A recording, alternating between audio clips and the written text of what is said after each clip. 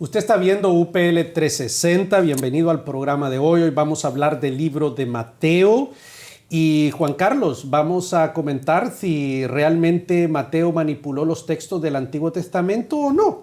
Un tema muy interesante porque nos han hecho muchísimas preguntas al respecto. Por supuesto, y tomemos en cuenta que Mateo era un cobrador de impuestos, ¿verdad? No era un maestro de la ley. Y él se tomó ciertas libertades al hacer ciertas referencias al Antiguo Testamento. Y de eso es lo que vamos a estar hablando en el programa de hoy. Dejando suficientemente claro que Mateo es uno de los evangelios, inspirado por el Espíritu Santo, palabra de Dios auténtica, pero que la generación, Juan Carlos, que se ha levantado en este día nos está haciendo preguntas que no se hacían hace 20 años. Por lo tanto, tenemos que dar razón de nuestra fe en una forma científica. Y para eso tenemos a nuestro invitado, el doctor Danny Carroll. Danny, bienvenido al programa de hoy. Muchas gracias, es un privilegio estar con ustedes. Y es muy importante que demos las credenciales del doctor Carroll, ¿no es cierto, Juan Carlos? Por supuesto, profesor de Wheaton, la prestigiosa universidad que está aquí precisamente cerca de donde nosotros nos estamos grabando este programa, profesor de Antiguo Testamento, doctor, sí. Y bueno. Antiguo profesor del CETECA, del seminario de Denver. Por supuesto. Y autor de varios libros, erudito del idioma hebreo, traductor, revisor del libro de Habacuc, etc. Entonces, es un hombre que está autorizado para hablar de estos temas. Y un hombre, pero es un hombre evangélico, que cree en la inspiración bíblica. Y está aquí para ilustrarnos. Muy bien, vamos a hacer la siguiente pausa. No se vaya, en el próximo programa hablaremos precisamente sobre este interesante tema. Muchas gracias. Sé un líder. Estudia educación cristiana.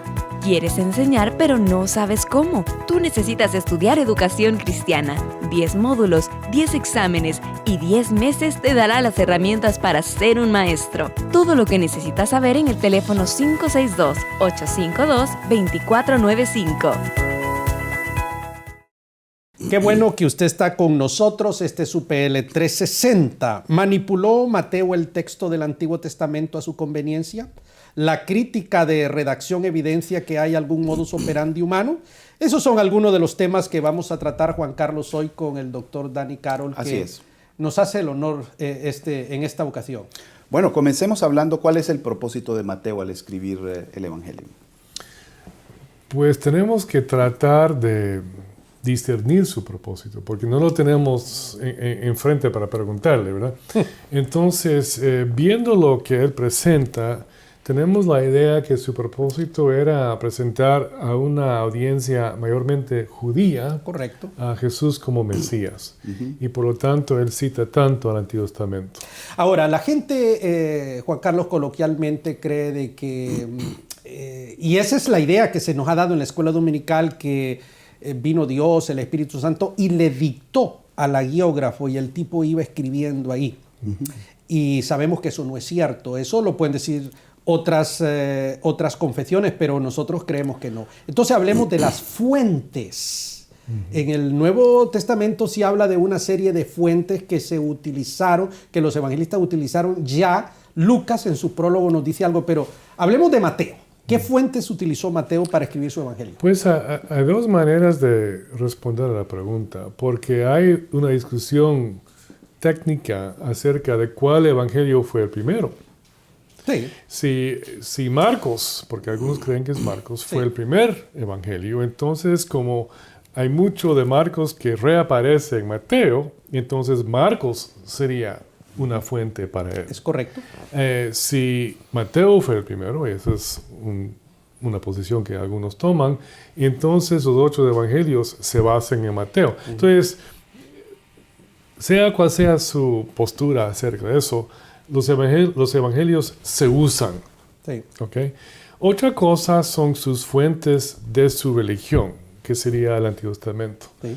Y ahí vemos que él cita, ¿verdad?, a los profetas, a la ley, apela a historias de su Biblia, el Antiguo Testamento, para proponer a Jesús como el Mesías. Hablando de las fuentes, Sí. también algunos de los padres de la iglesia criticaron el Evangelio de Marcos por ser desordenado, por no tener una cronología bien clara, ¿verdad? Y que los otros autores lo que tratan de es poner en orden lo que Marcos inició. ¿Es esto?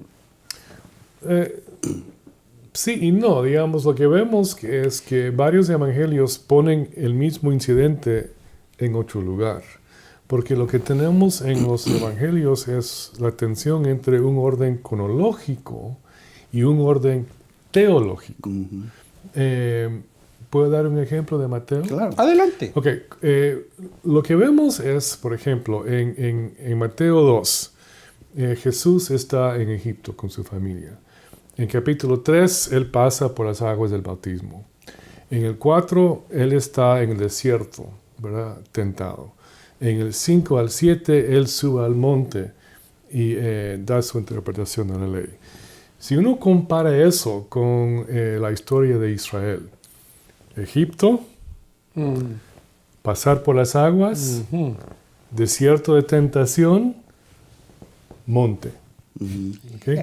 Y lo que vemos es que Mateo está presentando a Jesús como Mesías, pero también como el Israel ideal. Él pasa por la misma historia, pero cuando él es tentado en el desierto, 40 días, no 40 años, pero ven el paralelo. En otras palabras, en crítica bíblica se le llama esto el prejuicio redaccional del agiógrafo. Es decir, que el hombre no se sienta, Juan Carlos, tabula rasa a escribir su evangelio. Por favor, hágame una traducción de esa expresión. Porque mente en blanco, mi estimado, mente en blanco. Si no, lo que él acaba de mencionar no puede ser una mente en blanco. Tiene que ser un individuo inteligente, Empapado en su teología. brillante, empapado. Y es que Lucas en su prólogo dice, esto lo han escrito ya muchas personas. Me ha parecido a mí también. ¿Verdad? Y Pero he hecho un trabajo de investigación Exacto, serio. después de haberme sentado y quemado las pestañas, me pareció bien a mí escribirte esto y ni siquiera lo escribió a la iglesia, ni diciendo esto es libros, a un tal Teófilo le escribió. Y lo que vemos es que estas personas, los escritores, manejan muy bien su teología, ¿verdad? Y es una presentación histórica, pero muy teológica. Cuando llegamos al monte con Jesús, en contraste con Israel que recibe una ley, Jesús interpreta la ley. Sí. Ustedes han escuchado. El sermón del monte, sí. Yo os digo, ¿verdad? Él es mayor. ¿verdad? Exacto. Entonces, lo que vemos entonces a través de esa comparación son propósitos mucho más profundos de lo que hemos imaginado. Ahora, la pregunta clave aquí es, ¿manipuló Mateo el texto? Porque es que hay un tema. Alguien se me acerca en una ocasión y me pregunta, pero Pastor Saldívar, aquí dice, y será llamado Nazareno para que se cumpla la Escritura. Pero me dice, ¿dónde encuentro esto yo en el Antiguo Testamento? Y por más que uno lo busca, no encuentra. Entonces, ¿cómo respondería Dani Carol a una persona que le hace esa pregunta? Que la hacen ahora en esta época, en nuestra época no se hacía. Sí. Pues ahí vemos cuán creativos son los autores, porque, por ejemplo, y eso es un tema que yo quisiera elaborar un poco más, pero hablando de ese versículo, de Nazaret, pero es Jesús un nazareo. Y vemos un juego de palabras. También vástago en hebreo es netzer, ¿verdad? Entonces es un juego de palabras, Nazaret, netzer, que Jesús es el vástago de Isaías. Y vemos entonces que es posible que él está haciendo referencia a temas del Antiguo Testamento por medio de un juego de palabras, que es una técnica judía que nosotros no manejamos. Exacto. Y ahí está el problema. Hay una hermenéutica del siglo I judío que yo quisiera pues elaborar un poco más, que nos podría ayudar con estos temas. Ok, pues Dani, vamos a ir a una pausa en este momento. Usted está viendo UPL 360, Este programa está muy interesante. No se vaya, quédese con nosotros. Las tendencias y nuevas tecnologías del mundo demandan un liderazgo efectivo en nuestros ministerios. ¿Estás listo para afrontarlo? Universidad para Líderes ha creado la modalidad que llevará a tu iglesia a un nuevo nivel, Tu Campus. Es la plataforma para desarrollar integral y efectivamente la visión que Dios ha puesto en tu ministerio. Fundar un campus UPL en tu iglesia es muy fácil. Ingresa a universidadparalíderes.com, llena el formulario con tus datos y comienza a desarrollar el ministerio como nunca lo creíste posible. Qué bueno que usted está disfrutando de este programa de la misma manera como nosotros, Juan Carlos, estamos disfrutando. Estamos hablando de Mateo. De Mateo, sí, sobre si él manipuló el texto, las referencias al Antiguo Testamento. Exactamente, y ahora el doctor Carlos nos va a hablar de la hermenéutica judía o la interpretación, la forma como interpretaban nuestros amigos de aquella época. Ahí tenemos que regresar a la cultura antigua, ¿verdad? Sí. Y no tratar de leer e interpretar En como nuestra nosotros cultura, quisiéramos, claro que ¿verdad? Y Jesús, siendo rabino, ¿verdad? Sí. Él utiliza esas herramientas judías. Por ejemplo, un argumento que se usaba era de argumentar del menor al mayor, ¿verdad? Si tu padre, ¿verdad? Terrenal, te da una cosa, ¿verdad? ¿Cómo es que tu Padre Celestial te dará tal cosa? Él está usando, ¿verdad?, una técnica muy judía de comparar, ¿verdad?, el menor con el mayor, que él usa mucho. Otra cosa que él usa es lo que se llama pesher. Y pesher es una interpretación de una persona inspirada por Dios que declara el cumplimiento de un evento. Eso se ve en Qumran, en el comentario, por ejemplo, de Habacuc, por hecho. Cuando Jesús, en Lucas 4, en el versículo 14, dice que Él llega a Nazaret, lleno del Espíritu Santo, ¿verdad? Él toma el rollo de Isaías y lee el pasaje, devuelve el rollo y se sienta, porque un rabino, ¿verdad?, cuando él enseña sentado. Y él dice, hoy esto se ha cumplido en sus oídos. Él está usando pesher, ¿verdad? Él está declarando cumplimiento como un intérprete inspirado, ¿verdad? Es como Pedro en Hechos capítulo 2, ¿verdad? Viene el Espíritu Santo, él se pone en pie y él dice, esto es lo que el profeta Joel declaró. Y él está usando pesher, ¿verdad?, anunciando cumplimiento como un intérprete inspirado. Lo que tenemos entonces que apreciar es que son escritores y personajes, ¿verdad?, judíos. Ellos hablan a su manera, interpretan a su manera, entienden a su manera, escuchan a su manera, ¿verdad? Pero nosotros, como de este país o de un país en América Latina del siglo XXI, ¿verdad?, vamos con nuestros lentes y muchas veces no entendemos lo que estamos leyendo en el texto. Ok, vamos a un tema concreto, Juan Carlos, el de... El de Egipto llamé a mi hijo, por ejemplo. Sí, pero regresamos, este es en Mateo capítulo 2, ¿verdad? Correcto. Como ya les expliqué, como Jesús es Israel, ¿verdad?, el Israel ideal, ¿verdad? Entonces, ese pasaje en Oseas se refiere a Israel saliendo de Egipto. Pero si Jesús es Israel, se puede usar ese pasaje para su persona. O sea que prácticamente estamos hablando de simbologías y del uso de las simbologías para transmitir un mensaje. Sí, y otra vez nosotros vamos a Oseas 11:1 y dice, no, esto es Israel. Sí. Pero en Mateo Jesús es Israel. Okay. Entonces se entiende. Una pregunta. Los eruditos hablan de que Mateo es una composición de 5 discursos. Y cada uno de esos discursos está separado por una misma expresión griega que en este momento no me viene a la cabeza, pero está allí. ¿Qué piensas de esto? Sí, he escuchado. Yo no soy erudito del nuevo, ¿verdad? Pero he escuchado eso y he escuchado, y si es cierto, pues va de la mano con lo que he dicho, que son 5 libros de la ley, Ahí está. y ahí está. Entonces, él como judío presenta a Jesús en varias maneras. Ok, Como- eso tiene sentido y concuerda con lo que él estaba hablando anteriormente, ¿no? Sí. Por supuesto. Hablemos de un poco de la tradición oral. Jesucristo viene, asciende y después comienza todo un periodo hasta que se componen los libros de los evangelios. ¿Qué papel juega esa tradición oral? Es decir, cómo el judío en su cultura, ¿verdad?, logra preservar una historia con un grado de fidelidad. Es otra cosa de la cultura que muchas veces no entendemos.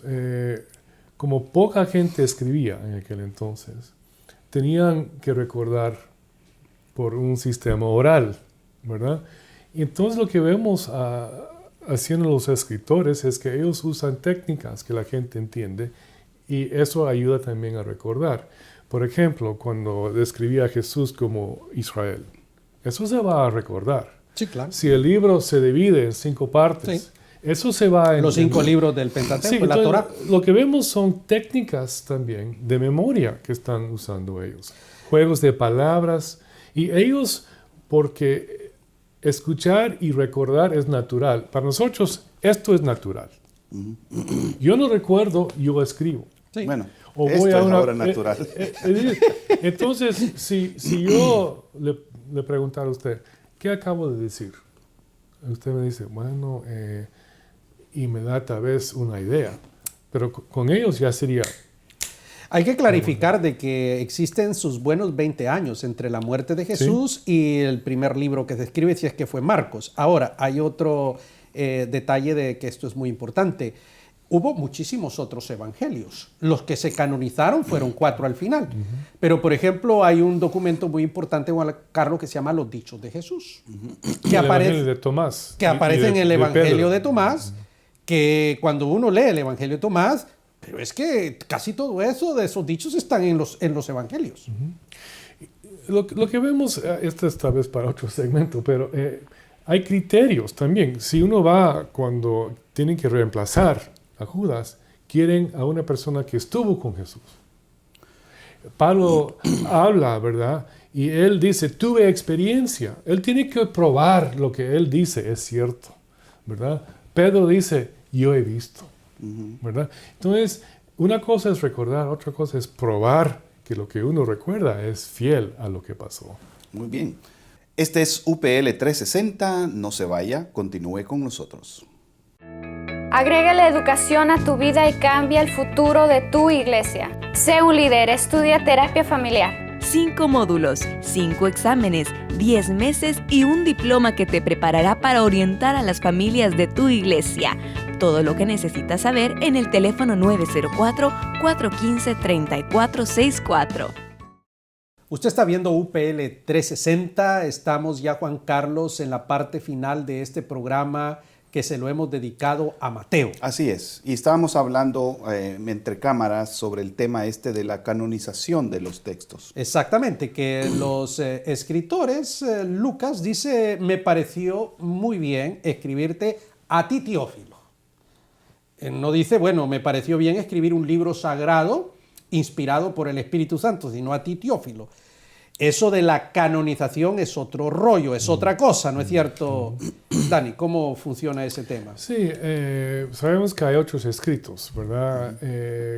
Pablo escribió otras cartas que no tenemos, hay otros evangelios. Pero también tenemos la idea de que esta literatura empezaba a circular en el medio. Y ahí es cuando ellos van elaborando criterios para discernir cuál es la versión correcta, fidedigna, y la versión correcta que vamos a usar.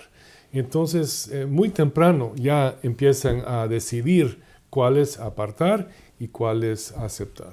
Por ejemplo, yo en mi biblioteca tengo el Evangelio de Judas y el de Tomás, pero esos no fueron canonizados. No.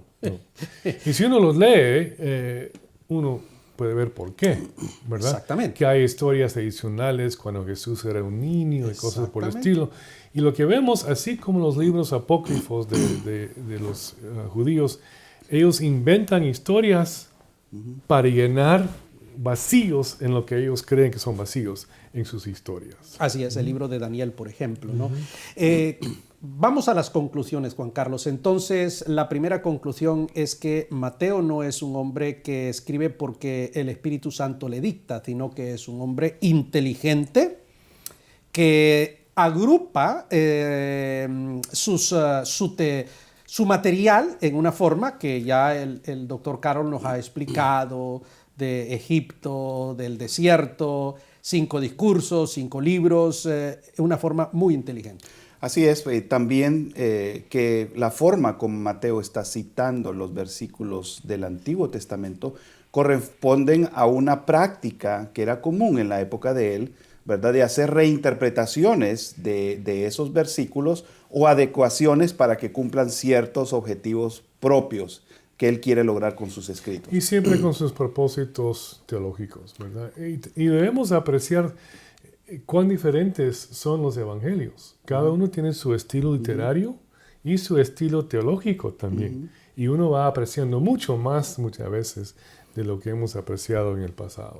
Otra de las conclusiones es que los evangelistas, y en este caso Mateo, no escribió o no se sentó con la mente en blanco. Está relacionado con la primera conclusión, sino que es un hombre que ya tenía una hipótesis de trabajo. Vaya, usemos esa expresión de los científicos de la academia, ¿no? Ya él sabía que su objetivo era demostrar a los judíos de que Jesucristo era el Mesías, y por eso comienza con una genealogía, ¿no es cierto?, para probar que Jesús es un descendiente directo. Que es diferente que la genealogía de Lucas, que Correcto. va a Adán. Exactamente. Porque tiene otro propósito de relacionar a Jesús a Adán, porque Jesús es el hombre perfecto. Con Mateo es el Israel perfecto. Entonces van elaborando sus tesis, sus evangelios de diferentes maneras. Y también tendríamos que decir que el libro de Mateo es un libro confiable. Es un libro que es la palabra de Dios que nos llega a nosotros hoy en día. Sí. Que este tema de que él haya hecho la agrupación de su material de esta manera no significa que no sea sagrado, ¿verdad?